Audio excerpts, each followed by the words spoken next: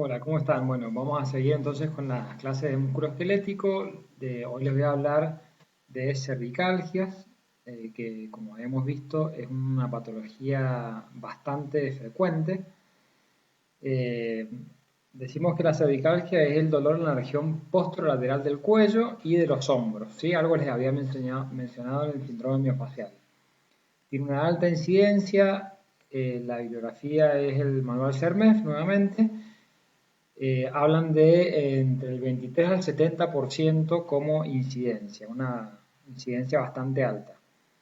Puede ser como el resultado de una sobrecarga muscular o de una lesión nerviosa que por ahí esto requeriría de mayor gravedad de la lesión. Hay muchos músculos involucrados, algo les mostré en anatomía de hombro de los músculos de la región posterior. Vemos ahí marcado el trapecio, uno de los principales, uno de los músculos más superficiales, suele ser uno de los más afectados, pero bueno, como decimos que también es afectación de los hombros, pueden haber afectación de deltoides, a nivel del cuello un poco más profundo, los semiespinales, esplenocapitis, varios músculos involucrados. Este manual la clasifica en no complicadas, básicamente donde hay afectación de partes blandas, ¿sí? Todo lo que es la parte musculotendinosa, radiculopatía cuando ya hay un compromiso de la raíz de un nervio o por latigazo cervical, ¿sí? Hay muchas enfermedades que pueden generar cervicalgia, enfermedades del disco intervertebral, ¿sí? Una hernia de disco suele generar esto, una estenosis del canal cervical, artrosis de la columna cervical, algún traumatismo que genere lesión de partes blandas, o como ya les había mencionado en otra charla, el síndrome miofascial, que yo creo que es un alto porcentaje de las cervicalgias son por síndrome miofascial. Para hacer el diagnóstico, esto es como la historia clínica que hay que hacer para cualquier patología, una correcta anamnesis, interrogar sobre signos de déficit neurológico, ¿sí? Debilidad muscular, eh, alteraciones del equilibrio o disfagia, todos signos que nos hagan pensar en afectación neurológica. Hacer una correcta inspección, ver si hay atrofias musculares, si hay deformidad de la columna, la palpación muy importante en el síndrome miofascial sobre todo, como ya les había explicado, que a través de la palpación detectamos puntos gatillos miofaciales y llegamos al diagnóstico del síndrome miofacial. La exploración neurológica es fundamental para hacer diagnóstico diferencial, ¿sí? Les voy a mencionar algunos test de provocación para descartar radiculopatías y, por supuesto, exámenes complementarios, principalmente radiografías, tomografías o resonancias. Se pueden hacer ecografías también. Con respecto a la edad, tenemos que orientarnos que patologías como la artrosis, por ejemplo, es más frecuente a avanzada edad. Y patologías como una hernia de disco es más común en pacientes más jóvenes.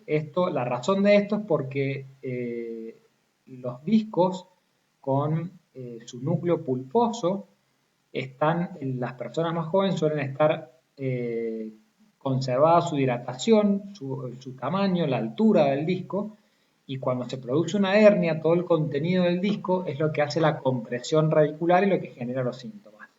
Una hernia de disco por ahí en un adulto que tiene un disco disecado tal vez no va a generar tanta sintomatología o tal vez no es tan común. Es más común tal vez encontrar procesos artrósicos o de compresión del canal medular. Con respecto al sexo, eh, por ahí tener en cuenta, radiculopatías no varía mucho si es hombre o mujer, pero tengamos en cuenta que el síndrome miofascial, que es una causa importante de cervicalgias, es más frecuente en mujeres. Los síntomas van a estar dados en la región paravertebral, dorsal alta, y agrego como síntomas después de 24 a 48 horas de un golpe, generalmente muy frecuente en los accidentes de tránsito, donde hay un choque, nos tocan de atrás, digamos, y generamos ese movimiento de flexo-extensión brusca, 24 a 48 horas después de ese traumatismo suelen aparecer síntomas vegetativos como náuseas, vómitos, cefaleas, mareas y vértigo, que esto es el famoso latigazo cervical, otra de las causas de cervicalgias. Es importante, como les decía, entonces interrogar sobre signos de lesión medular, ¿sí? Si el paciente ha perdido destreza manual, si tiene alteración del equilibrio, si ha perdido el control de los esfínteres, si tiene disfagia, todo esto nos tiene que hacer pensar en que hay una lesión a nivel del canal medular. Generalmente esto, cuando ya ocurre esto, esto lo tiene que ver un neurocirujano y es operable, ¿sí? No tenemos que demorarnos cuando vemos estos signos porque la alteración nerviosa es progresiva y mientras más tiempo transcurra, más lesión del nervio hay, entonces no deberíamos demorar en el diagnóstico y en saber derivar al neurocirujano, no quedarnos con esta cervicalgia nosotros si encontramos que hay signos de mielopatía. En la inspección, bueno, ver la actitud, ver si hay atrofias musculares, si hay atrofia de la eminencia hipotenar, si hay alteración del eje del raquis, si hay una rectificación cervical. La palpación tiene que ser siempre la palpación de las apófisis espinosas de la columna, tiene que ser indolora. La palpación y la percusión, sobre todo la percusión. Si encontramos que en realidad la percusión es parte de lo que sería palpación. Si encontramos una apófisis espinosa que al percutirla duele, eso hay que abrir mucho el ojo porque puede llegar a ser o una fractura o una metástasis vertebral o una espondilodicitis. Hay algo agregado, no debería la palpación de una apófisis espinosa doler. Como ya les dije, los puntos gatillos para el dolor miofacial y palpar que no haya adenopatía buscando un proceso neoplásico, ¿sí? La exploración neurológica es muy importante ver la fuerza muscular, la sensibilidad, valorar sensibilidad superficial, propioceptiva, vibratoria, todo esto, si está alterado, nos habla de mielopatía. Los reflejos van a estar en una radiculopatía, van a estar disminuidos y en una compresión del canal medular vamos a encontrar signos de liberación de motoneurona superior, vamos a encontrar hiperreflexia, ¿sí? Podemos encontrar signos de Babinski, de Hoffman, de Tromer. Todo esto es importante, hacer ese examen neurológico para siempre descartar que no haya una lesión de mayor gravedad, que sea algo más complicado, ¿sí? Puede ser igual, si encontramos estos signos, que también tengamos un síndrome miofacial agregado. Entonces hay que abordar las dos causas en el caso de que existan. Hay pruebas de provocación, principalmente estas son para descartar radiculopatía. El test de Spurling lo pueden ver ahí en el manual, pero bueno, básicamente consiste en hacer una extensión y rotación de la cabeza del paciente y le generamos con nuestra mano una compresión axial. El test es positivo si esto le genera un dolor hacia el brazo de la zona afectada, digamos, estamos girando la cabeza hacia la derecha porque pensamos que hay afectación radiculopatía hacia la derecha, rotamos y giramos hacia la derecha, hacemos la compresión y le va a doler el brazo derecho extendiéndose más allá del codo, el dolor, ¿sí? Esto nos habla de es como una lesión positiva para una radiculopatía, ¿sí? El test de abducción del hombro, le hacemos hacer abducción al paciente del hombro con la mano por encima de la cabeza y esto generaría un alivio del dolor en el caso de que haya una radiculopatía. El test es positivo cuando esa maniobra de abducción le genera un alivio del dolor, ¿sí? Exámenes complementarios, como vimos, radiografías, tomografías, resonancias, se puede hacer electromiografía, pero siempre es muy importante la clínica. La clínica siempre es lo que nos va a orientar hacia qué estudio diagnóstico vamos a pedir, ¿sí? Importante tener en cuenta banderas rojas, que son las cosas que no podemos dejar de diagnosticar y que no se nos pueden pasar. Una patología neoplásica nos puede dar un síndrome constitucional en el que el paciente es un paciente asténico, con anemia, con pérdida de peso, ¿sí? El dolor va a ser de predominio nocturno, va a ser progresivo a pesar del tratamiento. Esto es muy importante. Si tenemos un buen tratamiento analgésico, dosis altas de opioides, por ejemplo, y el paciente no responde, eso es una bandera roja. Hay que ver si no hay adenopatía o signos de Horner.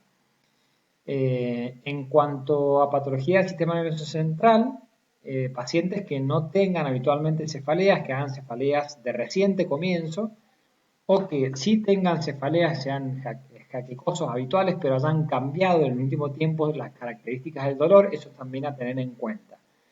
Por supuesto, alteraciones de la marcha, como les dije, de equilibrio, todo eso habla de patología medular, ¿sí?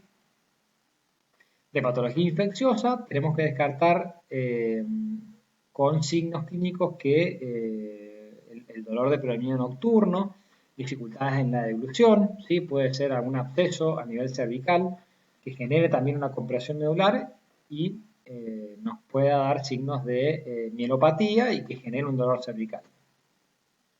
Patología inflamatoria reumatológica, dolor de predominio nocturno también, pueden haber artralgias o mialgias generalizadas y suelen ser de mucho tiempo de evolución. Ahora, en cuanto al tratamiento, una cervicalgia no complicada, que no haya radiculopatía, que no haya compromiso a nivel medular, hacemos prescripción de movilizaciones activas, pasivas, siempre mantener rangos de movimientos articulares, eso es importante, una buena higiene articular. Se puede indicar masoterapia, aunque a los kinesiólogos no les gusta mucho que indiquemos masoterapia, pero bueno, se puede indicar. En fisioterapia, lo que más evidencia tiene para el dolor es el TENS. Se puede hacer educación postural. En cuanto a analgésicos, yo recomiendo por ahí más que nada el uso de paracetamol. Se puede usar hasta 4 gramos diarios. Si con eso no alcanza, podemos saltar a un opioide débil, este sería el tramador en este caso. AINES yo trato de no usar, se pueden usar a corto plazo. Otra de las terapias que podemos hacer es el uso de calor y esto el manual lo recomienda como una guía de 3 sesiones semanales durante 3 semanas. Esa podría ser una prescripción médica, ¿sí? También se pueden hacer ejercicios aeróbicos, hidroterapia, ejercicios de estiramiento muscular. Y siempre es importante mantener la fuerza del músculo. No hay que inmovilizar, hay que siempre mantener la fuerza del músculo. Porque incluso en el caso que hubiera que operar al paciente, tiene que llegar a las mejores condiciones a la cirugía. Si un paciente llega con mucha debilidad muscular, por falta de entrenamiento muscular, la recuperación posterior a una cirugía es más lenta, ¿sí? Más dificultosa. Se puede hacer tratamiento con algunas infiltraciones, se puede infiltrar con lidocaína, se puede usar bupivacaína también, y como les había mencionado en la charla de dolor miofacial, en el caso de infiltraciones se puede usar dextrosa al 12,5 o al 25%.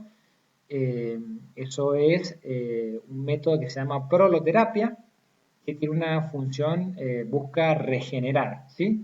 A diferencia, por ejemplo, infiltrar con un corticoide, que el corticoide es genial en cuanto a la desinflamación que produce y genera un efecto inmediato en el paciente de calma, de dolor, pero a largo plazo genera todos los efectos adversos que conocemos los corticoides, atrofia de los tejidos, pacientes hipertensos, diabéticos, es difícil. Entonces, estas técnicas regenerativas del uso de dextrosa, sumamente barato y de muy fácil acceso, son técnicas recomendadas y la verdad que suelen andar bien.